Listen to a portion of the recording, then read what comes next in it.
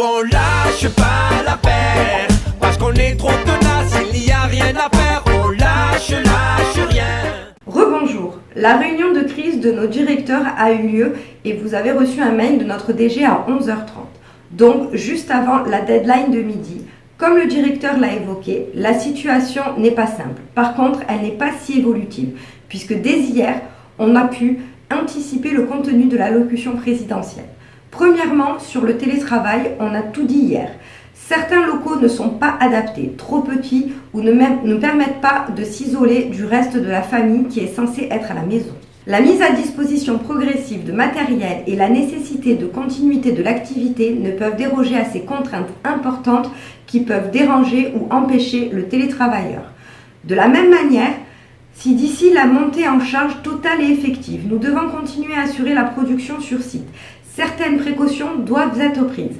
La première chose est d'arrêter de concentrer du personnel sur les gros sites, comme c'est le cas depuis hier et prévu pour demain, et ceci afin d'éviter une surpopulation et la promiscuité qui va avec. Ensuite, dans le cas d'immeubles où le parking n'est pas assuré et qui nécessite un déplacement en transport en commun, attention, cela rentre en contradiction avec les mesures de confinement national car non-respect de la distanciation sociale. Idem pour la promiscuité sur le lieu de travail ou les parties communes des immeubles, tels les couloirs, les ascenseurs, etc. Comme dans tous les lieux publics et ce que vous avez pu observer dans les grandes surfaces ou pendant les élections municipales, des agents de régulation doivent assurer les conditions de distanciation telles que préconisées. Enfin, l'idée d'investir les agents pour d'autres activités que l'accueil, typage, indexation, etc. est bonne, puisqu'elle permet de profiter de ces espaces et donc éloigner les salariés les uns des autres.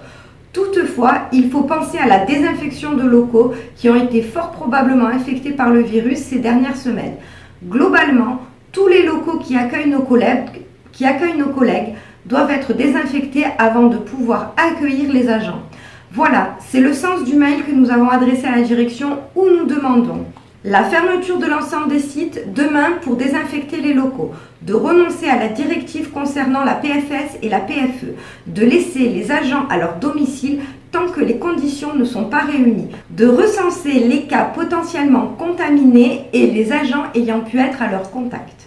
Dans ce courriel, nous affirmons que nous nous réservons le droit de déclencher un droit d'alerte pour danger grave et imminent, ce qui est une prérogative du CSE, et de le transmettre à la préfecture, à l'inspection du travail et à la médecine du travail. Nous savons que la direction va prendre cela comme un acte de défiance, mais il n'en est rien.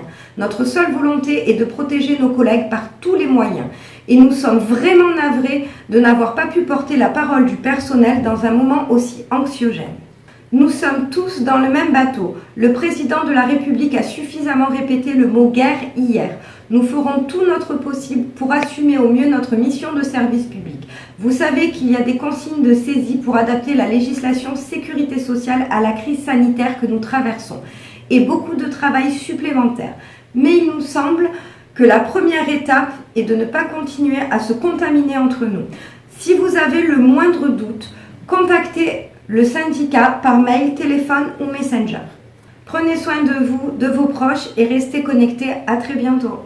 Nous on lâche pas la paire, parce qu'on est trop tenace, il n'y a rien à faire, on lâche rien.